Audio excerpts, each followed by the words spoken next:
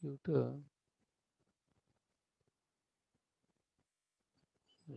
হচ্ছে আকাইছো নৌকা পানি আছে তো। আচ্ছা, নৌকাটা কিন্তু আমরা ভেক্টরাই করছি, নৌকার গুণটা না। নৌকার গুণটা না গুলো আগাই ফেলো। 2 নম্বর অ্যাপ্লিকেশন, নৌকার গুণটা না। নৌকার গুণটা না, এই নৌকা আছে, এই নদীর পার আছে, পানি আছে, বৈঠা আছে, হাল আছে বা বৈঠা, তাই না? নৌকা কন্ট্রোল করতেছে, এখান থেকে গুণ টানতেছে এই লোক। গুণ টানতেছে মানে একটা দড়ি নৌকার মাথায় বেঁধে টানতে থাকে। নদীতে যখন স্রোত বেশি থাকে বিপরীতমুখী, তখন বৈঠাতে টেনে দেখা যাচ্ছে যে শক্তি লাগে প্রচুর, যার জন্য ওই তোমার একটা দড়ি নৌকার সামনে বেঁধে পাশ দিয়ে হাঁটতে হাঁটতে টেনে নিয়ে চলে যায়। গুণ টানা আগে খুব ছিল, এখন তো তোমার ওই যে স্পিড বোট টোটো এগিয়ে তারপর ইঞ্জিন হয়ে গেলে ওগুলো চলে না। তাহলে এগুলো টানতেছে, মনে করলাম এফ বল দিয়ে সে টানতেছে। তাহলে এখানে তোমার সে যাচ্ছে কোন দিকে, যদি থিটা কোণে অনুভূমিকের সাথে বা নৌকার সরি নদীর সাথে প্যারালালে সে থিটা কোণে টানে, তাহলে আমার নৌকা যাচ্ছে এই বরাবর, তাহলে উপাংশ একটাই বরাবর থাকবে। তাহলে এটা কত, এফ কস থিটা, আর এটা এর সাথে উলম্ব একটা থাকবে নদীর পার বরাবর F sine theta. F sine theta, আর নদী কিন্তু নৌকা তো এদিক যায়, এদিক তো যায় না কেন? তাহলে এটা জিরো করা হয়েছে নিশ্চয়। কার মাধ্যমে জিরো করা হয়েছে? ওই যে বৈঠা, এখানে যার একজন বসে আছে, ওকে বসে বসে ঘাস কাটতেছে। এমজি। ওই যে শুধু ওই যে ওর ফোর্সের বিপরীতে বৈঠা দিয়ে দিয়ে ঠেলতেছে, বুঝছো? এটা হচ্ছে তোমার বিপরীতে প্রতিক্রিয়া সৃষ্টি করতেছে বৈঠা দিয়ে। তাহলে বৈঠা যে বিপরীতে কি পরিমাণ বিপরীতে বল প্রয়োগ করতেছে, এফ সাইন থিটা পরিমাণ। তার মানে ওই যে মাঝি বৈঠা দিয়ে একে নিষ্ক্রিয় করতেছে, যেটা জিরো হয়ে যাবে। এই যে মাঝি হেলা বৈঠা দিয়ে জিরো করে ফেলবে। তাহলে একটা বল থাকলো সামনের দিকে, এই বলে সে সামনের দিকে আগায় যাবে। একই বল প্রয়োগ করে তুমি এখন কি করতে চাও, তুমি সামনের দিকে মানে বেশি, একই বল প্রয়োগ করবো কিন্তু আমার নৌকাটা বেশি জোরে যাবে, কি করতে হবে?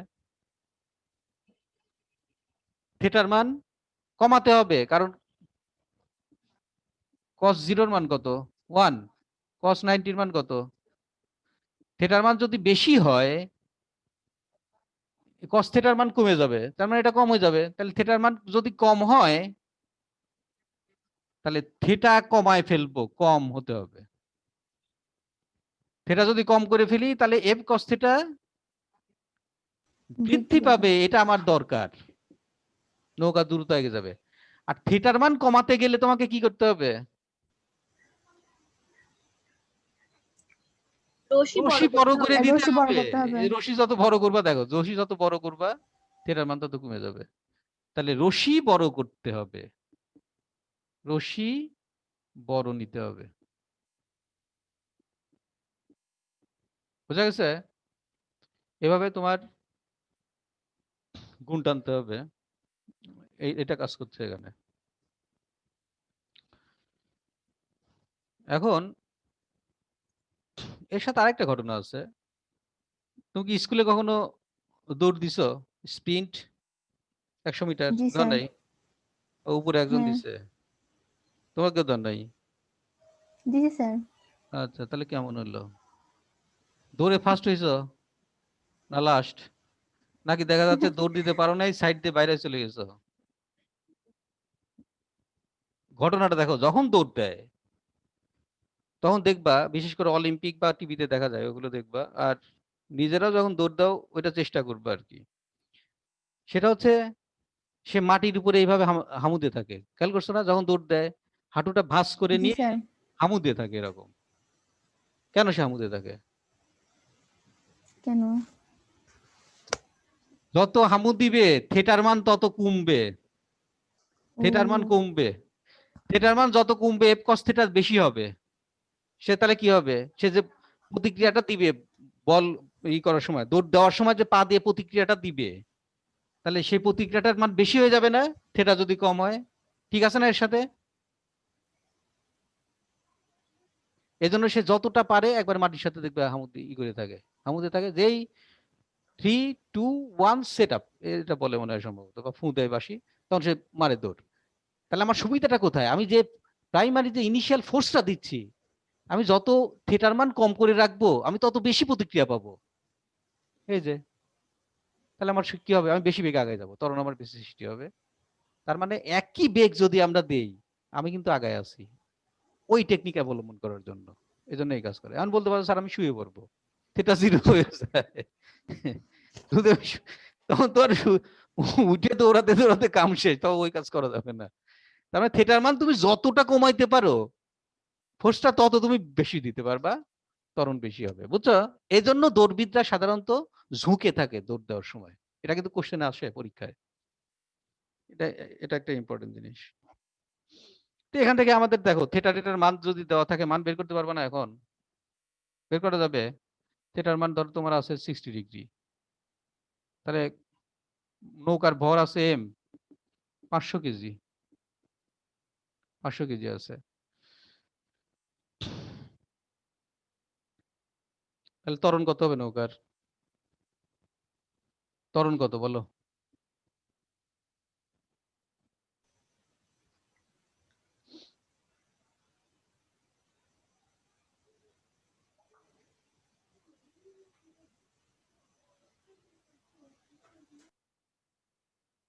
এফ এর মানটা দেওয়া লাগবে নাকি?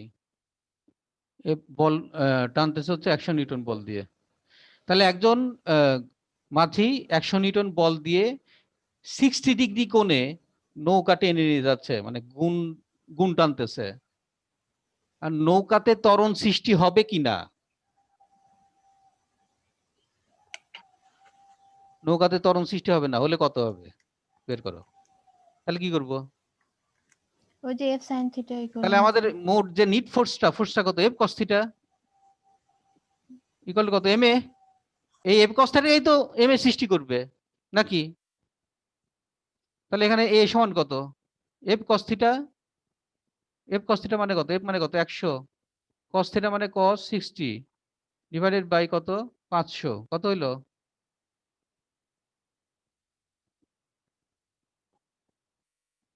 হাফ, 1/10 না, 0.1 মিটার পার সেকেন্ড স্কয়ার। এই ত্বরণে নৌকাটা সামনের দিকে এগিয়ে যাবে। এখন তোমাকে বলতে পারে যে ত্বরণ বৃদ্ধি করার জন্য কি ব্যবস্থা গ্রহণ করতে হবে? যদি সে আরো বেগ বৃদ্ধি করতে চায়, কি ব্যবস্থা গ্রহণ করতে হবে মাঝিকে? থিটার মান কমায় দিতে হবে। তোমাকে বলতে হবে যে থিটার মান কমায় দিতে হবে এবং এই যুক্তিটা দিয়ে দিতে হবে, বুঝছো? মাঝির আবার বুদ্ধি কত, ফিজিক্স বোঝে। মাঝি দোষ যে দিচ্ছে, ও ফিজিক্স বোঝে যে আমাকে এইভাবেই করা লাগবে। 3 নম্বর দেখো,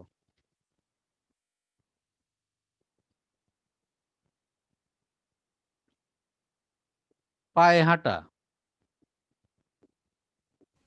স্যার ত্বরণের মান যদি বাড়াতে চাই তাহলে থিটা কমাতে হবে কি? হ্যাঁ, থিটা নাকি কমায় বল দাও, কমায় দিলে পরে এটা বেড়ে যাবে না? বেড়ে গেলে ত্বরণের মান অটোমেটিক বেড়ে যাবে। এই যে এই জিনিস পায়ে হাঁটা। আচ্ছা, আমি যদি পায়ে হাঁটা না বলে শুধু হাঁটা বলতাম, ঘটনা তো একই ছিল। মানুষ অন্য কিছুতে হাঁটে, তাও পায়ে হাঁটা বলা হয়, যে পা দিয়ে হাঁটতেছে। তাহলে দেখো পা দিয়ে যখন আমরা হাঁটি তখন কি অবস্থা হয়?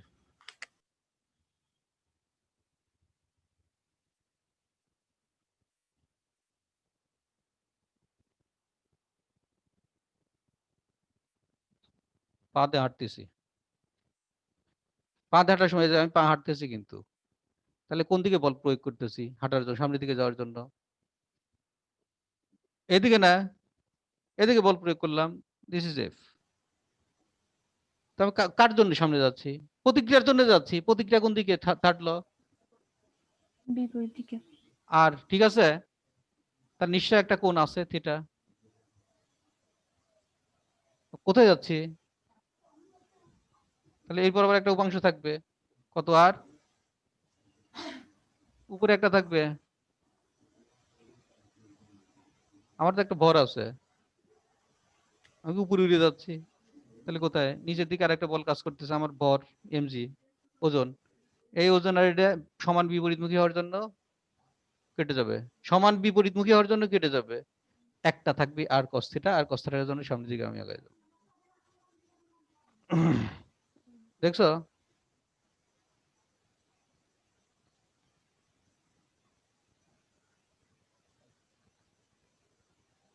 তাহলে এখান থেকে ওই দৌড় দেওয়ার বা জোরে হাঁটার ঘটনা বলা যায়। মানুষ যখন জোরে হাঁটে তখন তাকায় দেয় তো সাইড থেকে কি করে, সামনের দিকে হেলে থাকে। কেন? ওই থিটার মান কমাই দিতে সামনের দিকে হেলে থাকে।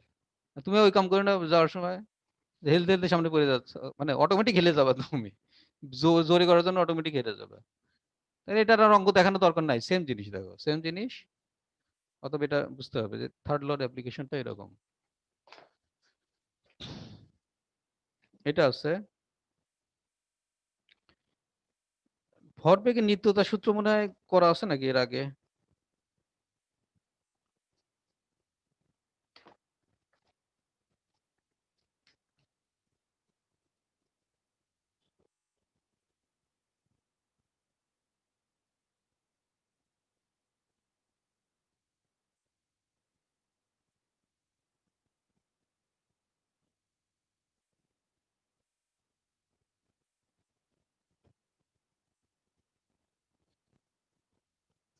এটা হয়েছে তো, হ্যাঁ।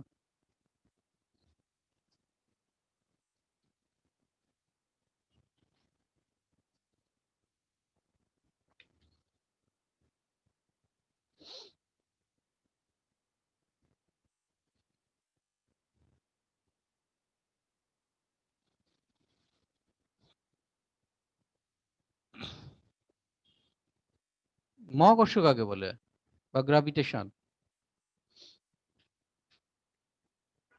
মহাকর্ষণ, মহাবিশ্বের আমরা মধ্যে মৌলিক বলের কথা বলছিলাম, দেখো চারটা মৌলিক বল আছে, মহাকর্ষ বল, তড়িৎ চুম্বকীয় বল, আর হচ্ছে দুর্বল নিউক্লিয় বল, সবল দুর্বল নিউক্লিয় সবল বল। নিউক্লিয় বল, চারটা আছে না, তার ভিতর মহাকর্ষ।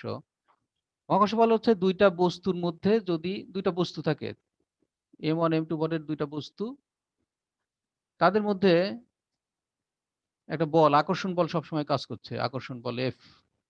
এই আকর্ষণ বলকে বলা হবে কি বল, মহাকর্ষ বল।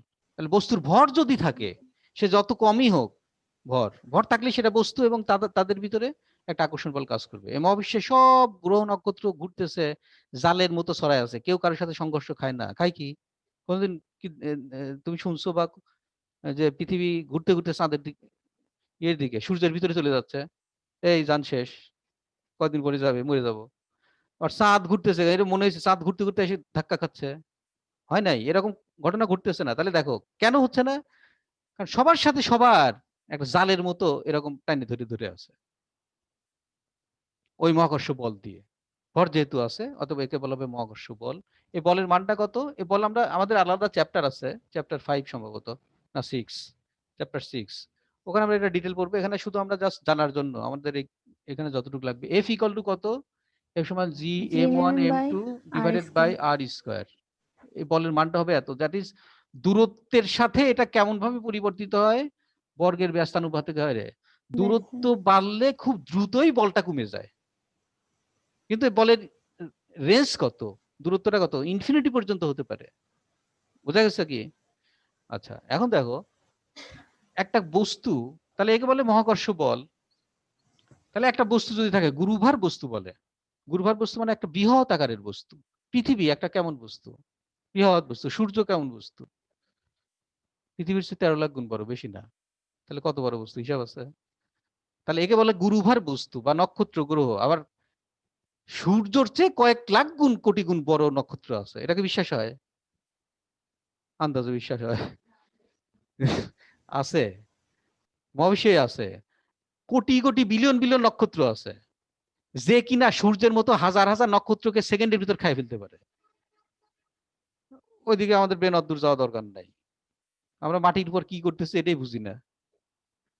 তাহলে দেখো এটা হচ্ছে কি, গুরুভার একটা বস্তু বা বৃহৎ আকারের বস্তু, এর আশেপাশে নির্দিষ্ট একটা জায়গা জুড়ে কি করবে, নির্দিষ্ট একটা জায়গার ভিতরে যদি অন্য কোনো বস্তু নিয়ে আসো, তাকে সে কি করবে, আকর্ষণ করবে। আমি এখানে আছি, আমি কতটুকু জায়গার ভিতরে অন্য বস্তুকে আকর্ষণ করতে পারবো? অসীম। অসীম না, আমি এই যে হাত ধরো দুই পাশে আছে, আমি এখানে যদি ঘুরি, এই হাতটা আমার যত দূর যাবে ততটুকু জায়গার ভিতরে তো আমি কারো আসতে দিতে পারবো না, তাকে তো আমি বল প্রয়োগ করতে পারবো, বোঝো না? এই ততটুক জায়গাই হচ্ছে আমার ক্ষেত্র। দ্যাট ইজ মহাকর্ষ বল মানে কোনো বস্তু, গুরুভার বস্তু যদি থাকে, তার আশেপাশে যতটুকু জায়গা জুড়ে অন্য বস্তুর উপরে সে বল প্রয়োগ করতে পারবে, প্রভাব বিস্তার করতে পারবে, ওই জায়গাকে বলে হবে মহাকর্ষ ক্ষেত্র। বোঝো নাই? ক্ষেত্র মানে কি? ক্ষেত্র মানে ক্ষেত, ধানের ক্ষেত, ফুটবল খেলে ফুটবলের ক্ষেত, মাঠ ফুটবলের মাঠ। তাহলে মহাকর্ষ ক্ষেত্র মানে মহাকর্ষ যেহেতু বল, বলের ক্ষেত্র, কোনো বস্তু তার আশেপাশে যতটুকু জায়গা জুড়ে অন্য বস্তুর উপরে বল প্রয়োগ করতে পারবে, সেটাই হবে তার ক্ষেত্র। এটা মহাকর্ষীয় ক্ষেত্র। ক্ষেত্র কি বোঝা গেছে? তাহলে একটা বস্তু আছে এখানে, ধরো আমি নিয়ে আসলাম, শুধু একটা বস্তু নিয়ে আসলাম, তাহলে এর উপরে সে কি করবে? বল প্রয়োগ করবে, তাই না?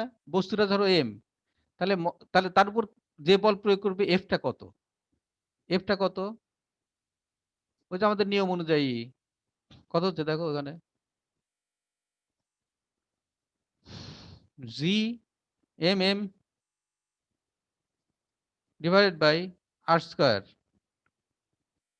এটা হচ্ছে আমাদের বল, এই বলটা প্রয়োগ হবে। এখন এই ক্ষেত্রকে লেখে কি দিয়ে? ই দিয়ে। এই ক্ষেত্রের সংজ্ঞা কি?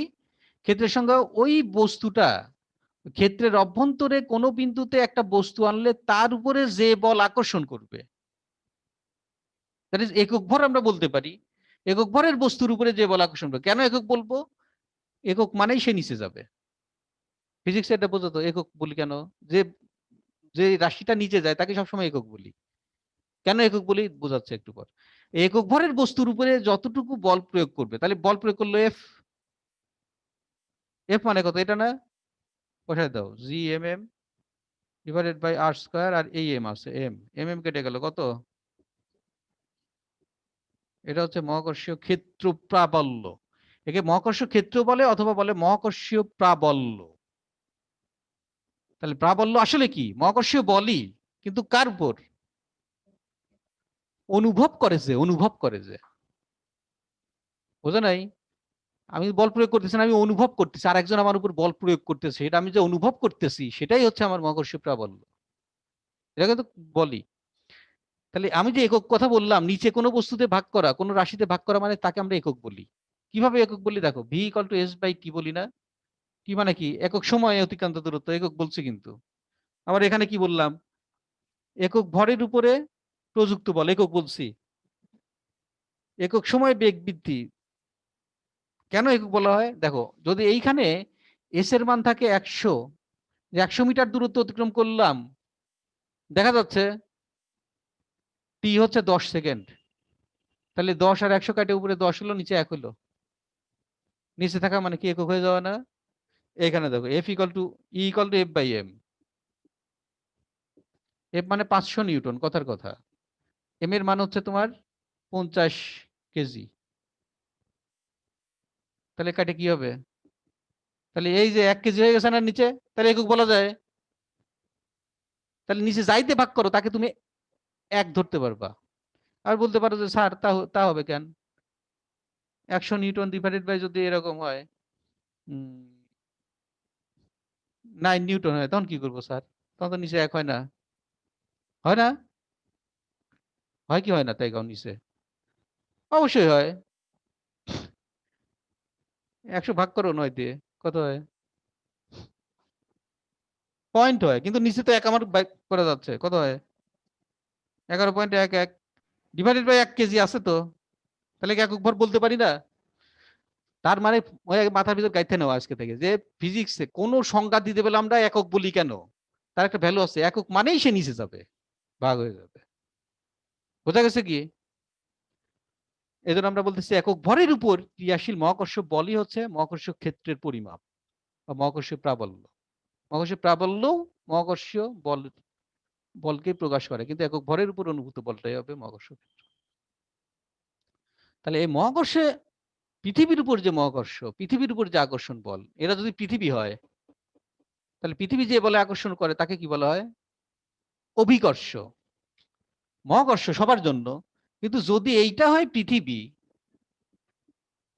তাহলে পৃথিবীর আকর্ষণ বলকে আমরা তখন বলবো অভিকর্ষ। যেহেতু বল ক্রিয়াশীল, বল কাজ করছে এরকম, তাহলে তার একটা ত্বরণ আছে না, এই জন্য একে বলা হয় ত্বরণ। এ না লিখে আমরা লিখি ত্বরণ জি, দ্যাট ইজ অভিকর্ষ ত্বরণ জি। যেহেতু বল প্রয়োগ করতেছে পৃথিবী, বস্তুটা ওইদিকে যাচ্ছে, ত্বরণ হচ্ছে, এই জন্য একে বলা হচ্ছে অভিকর্ষ ত্বরণ, স্পেশাল টাইপ, ওটা আলাদা পৃথিবীর উপর। চাঁদের জন্য আছে না, আছে তো, সূর্যের জন্য আছে। চাঁদের জি পৃথিবীর জির কত জানো? 1/6, মানে 9.8 কে 6 দিয়ে ভাগ করলে যত হয় চাঁদের জি তত, চাঁদের পৃষ্ঠে। সূর্যে কত? 59 গুণ। বৃহস্পতি গ্রহে কত? 29 গুণ, মানে জি এর 29 গুণ। হিসাব করো কত। এইখানে আমি এই যে ফেলে দিলাম, কত কত ত্বরণ সৃষ্টি হচ্ছে না? কার জন্য হচ্ছে? অভিকর্ষ বলটা আনতেছে নিচের দিকে। 9.8 মিটার পার সেকেন্ড স্কয়ার, পার সেকেন্ডে 9.8 মিটার পার সেকেন্ড করে বেগ বৃদ্ধি পাচ্ছে। সূর্যের উপরে, সূর্যের উপর দাঁড়িয়ে থাকে যদি এরকম করো, কত হবে? 59 মিটার পার সেকেন্ড স্কয়ার, মানে আরো দ্রুত যাবে, তুমি দেখবাই না যে কি ব্যাপার, সামনে কি গেল। ওর আবার আকর্ষণ বলে এত, কারণ ভর বেশি সূর্যের। ভর যদি বেশি হয়, ভর বেশি হলে আকর্ষণ বেশি, আর এফ বেশি হলে এমজি বেশি, বুঝছো? ওটা আমরা ডিটেল আলোচনা করব। এখানে তোমাদের এর ভিতরে, এই তোমাদের এই এই সিলেবাসের ভিতরে এইটুকু ছিল, এটা বোঝার জন্য যে জি নিয়ে কাজ কারবার আছে, যার জন্য এটা মনে হয় সম্ভবত দিছে সিলেবাসের ভিতরে। আর এটা নিয়ে স্যার ব্যাপক আলোচনা। মহাকর্ষ ক্ষেত্র প্রাবল্যের সংজ্ঞাটা আরেকবার বলেন। মহাকর্ষ ক্ষেত্র প্রাবল্যের সংজ্ঞা মানে হচ্ছে, মহাকর্ষ ক্ষেত্রকে তুমি যখন হিসাব করবা, তখন মহাকর্ষ ক্ষেত্রকে পরিমাপ করা হয় মহাকর্ষ ক্ষেত্র প্রাবল্য দিয়ে, এটার পরিমাপ করা হয় প্রাবল্য দিয়ে। তার প্রাবল্যটা কত কি? যে মহাকর্ষ ক্ষেত্রের মধ্যে একক ভরের কোন বস্তুর উপরে বস্তু যে বল অনুভব করবে, সেটাই হচ্ছে মহাকর্ষ প্রাবল্য। মহাকর্ষ প্রাবল্য দিয়ে মহাকর্ষ ক্ষেত্র পরিমাপ করা হয়। তাহলে এই দুইটা আসলে একই জিনিস। একক কত?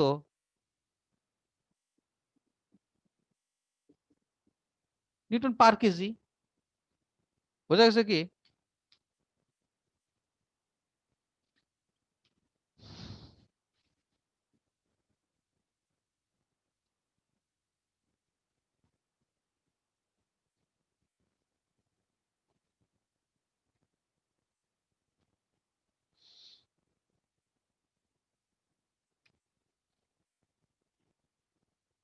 তাহলে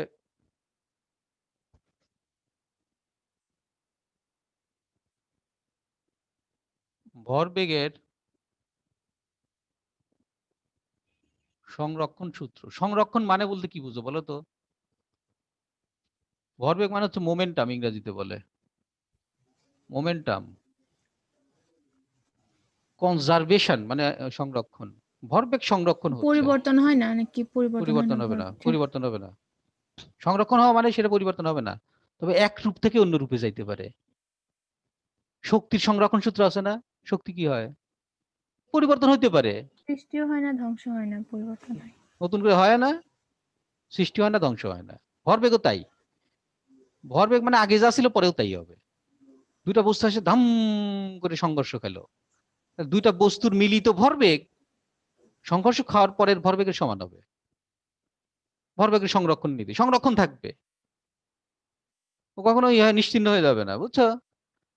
আলোক শক্তি, শব্দ শক্তি, শব্দ শক্তি, রাসায়নিক শক্তি, রাসায়নিক শক্তি, আলোক শক্তি, কন্টিনিউয়াস এই শক্তিগুলো রূপান্তর হচ্ছে, কিন্তু ধ্বংস হচ্ছে না কখনো। ভরবেগ এই টাইপের একটা জিনিস, এটা হচ্ছে ভরবেগের সংরক্ষণ নীতি বা নিত্যতা নীতি, নিত্যতা সূত্র। এখন এটা আমরা দেখব যে কোন বস্তুর উপর নিট বল, নিট বল মানে কি? একাধিক বল প্রয়োগ করা হয়েছে, লব্ধি বল মানে। লব্ধি বল, রাইট। তাহলে এখানে সে কোন দিকে যাবে? এদিকেই যাবে। যেটাকে আমরা বলতে পারি নিট ফোর্স। সব মিলে কোন ফোর্স? এটা আমরা বলতে পারি সব মিলে হচ্ছে সামেশন অফ এফ। নিট ফোর্সের দিন বলছি সব মিলে। আর তুমি বলছো স্যার সব মিলে এক হলো কি করে? এই দিকটা যদি আর একটা মারি তাহলে তো বিপরীত হয়ে গেল। অসুবিধা নাই, ভেক্টর সাম, তার মানে কি যদি বিপরীত হয় তাহলে বিয়োগ দিবা। বুঝাতে পারলাম কি কি বলতে চাচ্ছি? যেহেতু ভেক্টরের যোগ, তার মানে কি আমি দিকটা হিসাবে নেব। যদি একই দিক হয় সব যোগ, বিপরীতে যেটা হবে সেটা বিয়োগ হবে, ভেক্টর সাম। তাহলে নিট ফোর্স এটা। তোমার পকেটে 10 টাকা আছে, আছে 20 টাকা আছে, 20 টাকা আছে, এখান থেকে বাড়িতে গেলে, বাড়িতে নিয়ে বাড়িতে ধরো 40 টাকা, 20 টাকা খরচ করছো, এখান থেকে যাওয়ার সময় 15 টাকা, তোমার নিট ইনকাম কত? 5 টাকা। নিট ফোর্সও তাই, মানে বল বিপরীতে যখন প্রয়োগ হবে বিয়োগ যাবে, সব যোগ বিয়োগ করে যা থাকবে সেটাই নিট ফোর্স, সেটাই ক্রিয়াশীল হবে বস্তুর উপরে, এটাই নিট বল বা লব্ধি বল। বোঝা গেছে কি? আচ্ছা, এই বলটা আমি প্রয়োগ করলাম বস্তুর উপরে, তাহলে বলের বস্তুটার কি হবে? ভরবেগের পরিবর্তন হবে না, ডিপি বাই ডিটি হবে। ডিপি বাই ডিটি মানে কি? ভরবেগের পরিবর্তন হবে, বস্তুর উপর প্রযুক্ত বল ভরবেগের পরিবর্তনের সমান, ভরবেগের পরিবর্তনের হারের সমান, ভরবেগের পরিবর্তনের হার ওয়ার উপর প্রযুক্ত বলের সমান। এফ যদি 0 হয়, নিট ফোর্স 0 হয়, তাহলে কি হবে? কোন সব শূন্য। আমি বল ডিপি প্রয়োগ বাই করছি, ডিটিও শূন্য। যদি হয় তাহলে ডিপি বাই ডিটি কত? শূন্য। 0। তার মানে ওই যে আগের যে ওই ক্যালকুলেশন, কিন্তু এর আগে আমরা 2-4 বার করলাম। ডিপি ইকুয়াল টু কত? 0। ইন্টিগ্রেশন কত? পি ইকুয়াল টু কত? কনস্ট্যান্ট। কনস্ট্যান্ট। পি কনস্ট্যান্ট মানে আগে ভরবেগ যা ছিল পরে পরেও তাই থাকবে। ঘটনার আগে, সংঘর্ষের আগে যা ছিল সংঘর্ষের পরেও এক না আলাদা? কনস্ট্যান্ট মানে একই এক। থাকবে। দ্যাট ইজ আমরা বলতে পারি যে কোনো ঘটনা যদি ঘটে তাহলে তার এখান থেকে যে পি আই সমান পি এফ, এটা আমি কি লিখলাম আমি বলতেছি। পি আই মানে ঘটনার আগের ইনিশিয়াল মোমেন্টাম, ইনিশিয়াল ভরবেগ সবগুলোর, এই যে সবগুলোর, যেহেতু অনেকগুলো আছে ভরবেগ হতে পারে, অনেকগুলো বল, সবগুলোর ভরবেগ ঘটনার আগে, ঘটনার পরের সব সবগুলো ভরবেগের সমান হবে, দ্যাট ইজ ফাইনাল, সমান হয়ে যাবে দ্বারা। বোঝা নাই? আদি ভরবেগের সমষ্টি শেষ ভরবেগের সমষ্টি সমান, আর মনে হয়েছে তো? আচ্ছা, তাহলে এটা হলো আদি ভরবেগের সমষ্টি, এটা শেষ ভরবেগের সমষ্টি সমান হয়ে যাবে। তাহলে এরকম যদি হয়, আমরা এখানে একটা চেষ্টা করি। এখানে দেখো দুটা বস্তু আছে, এটা m1 ভর, একই দিকে একই রেখে ভর, এখানে আগাই, তাই না? দুটা বস্তু আছে একই দিকে একই রেখা বরাবর গতিশীল, m1 ভর তার বেগ হচ্ছে u1, m2 ভর তার বেগ হচ্ছে u2, একই দিকে গতিশীল। তাহলে কিছুক্ষণ পরে যায় তারা কি করবে? যদি u1 is greater than u2 হয়, তাহলে এক সময় গিয়ে কিছুক্ষণ পরে গিয়ে সে আঘাত করবে একটা আরেকটার উপরে, পড়ার পরে সেটা আবার কি করবে? একই রেখা বরাবর ধরো চলে গেল, তাহলে তারা আবার একসাথে আঘাত করে আবার চলে যাবে, সামনের দিকে গতিশীল হবে। তাহলে প্রথমটার শেষ ভরবেগ কত হবে? m1, শেষ বেগ v1, আর দ্বিতীয়টার চেঞ্জ হয়ে যাবে v2। তাহলে আমাদের নিয়ম কি? ভরবেগ মানে কত? ভরবেগ মানে mv না? আদি ভরবেগ মানে তো এটা, আদি ভরবেগের সমষ্টি সমান শেষ ভরবেগের সমষ্টি। বোঝা যায় নাই? তাহলে আদি ভরবেগের সমষ্টি কত বলো? m1 u1 সমান, এখন মনে হয়েছে তো 9-10 সমষ্টি সমান হয়ে গেল। জি স্যার, ছিল 3 তাহলে অধ্যায় মনে হয়। হ্যাঁ, তাহলে দেখো এই যে ভরবেগের সংরক্ষণ নীতি আমরা পেয়ে গেলাম। এখন তুই বলতেছ স্যার এখানে দুইটা, এখানে যদি 3টা বস্তু থাকে, প্লাস m3 u3 m3 ভিতরে 100টা থাকলে কি হবে? 100টাই যোগ হবে আগের পরে, 100টাই। সমস্যা নেই। এই স্যার জন্য এই চিত্রটা যে না আঁকাই নাই। সামেশন, এই যে এখানে দেখো, এইটা u1 m1 ভর যখন গিয়ে m2 ভরের উপরে আঘাত করলো তখন কি হলো? তখন f বল প্রয়োগ করলো না? এটা আবার কি করবে থার্ড ল অনুযায়ী?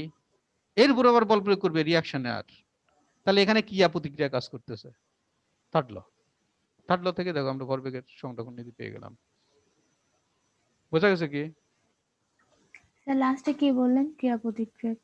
এই যে এইখানে বললাম যে দুইটা যখন সংঘর্ষ খেলো, একে অপরকে ধাক্কা দিল, তাহলে যে ধাক্কা দিল সে বল প্রয়োগ করলো এফ ওই বস্তুর উপরে, ওই বস্তুটা তাহলে সে কি করবে নিউটনের থার্ড ল অনুযায়ী? বিপরীতে বল প্রয়োগ করবে, রিয়াকশন। বোঝো নাই? তুমি দেওয়ালের উপর যা ধাক্কা দিলে দেওয়াল কি করবে? বসে থাকবে? দেওয়ালও তোমার উপর বল প্রয়োগ করছে, যার, সেটা আমি বললাম এখানে। থার্ড ল এখানে কাজ করতেছে।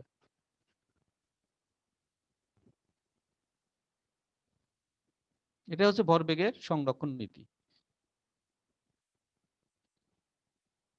পড়া আছে কয়টায়? 9টা, আবার বাড়ি যাওয়া লাগবে, খাওয়া লাগবে নাকি? কয়টায় আসছো? তো ভরবেগের নিত্যতা নীতির অঙ্ক টঙ্ক কিছু আছে, এর পরের দিন করাবো, অ্যাপ্লিকেশন করে করাবো। তবে আজকে যেগুলো করালাম ওগুলো একটু ভালোভাবে করবা। আর হচ্ছে তোমার অঙ্ক টঙ্ক কি করতেছো বাড়িতে নাকি? হ্যাঁ, হয়। এই যে এখানেও আছে, এখানেও আছে, এখানে আছে, গাদি বই আছে, প্রচুর বই। এখন কোন কোন বই পড়ে, এই বইটা অনেকেরই আছে।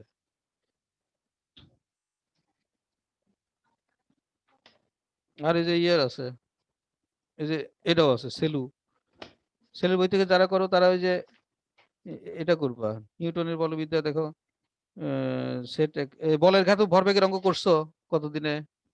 হ্যাঁ, আচ্ছা। তারপরে দেখো সেলুর বই যাদের কাছে আছে, টাইপ 3 আছে, বল ও নিউটনের গতিসূত্রের অঙ্ক আছে, ওগুলো একটু করে ফেলবা। টাইপ 3, বুঝছো? টাইপ 3। আর ঘর্ষণ বল হচ্ছে বিরুদ্ধ বল, এটা আমরা ঘর্ষণ বলটা পরে আবার, আজকে যতটুকু লাগলো ততটুকু করলাম, পরে আবার যতটুকু লাগে করবো না। সেলুর টাইপ 3 করবা। আর অন্যান্য বইয়ের যে নিউটনের গতিসূত্রের অঙ্কগুলো আছে ওগুলো করে ফেলবা। তো ঠিক আছে, আল্লাহ হাফেজ। আজকে নতুন আসলো কে? তুমি? ও তুমি, তোমার বাসা কোথায়? সুজানগরে না? ও, তোমার আব্বু ফোন ছিল কালকে। ও, ফোন নাম্বার শিলা। তুমি নতুন আজকে। আর তোমার নাম? তোমা। দুজন কোন কলেজে? একই জায়গায় বাড়ি? আচ্ছা, ঠিক আছে।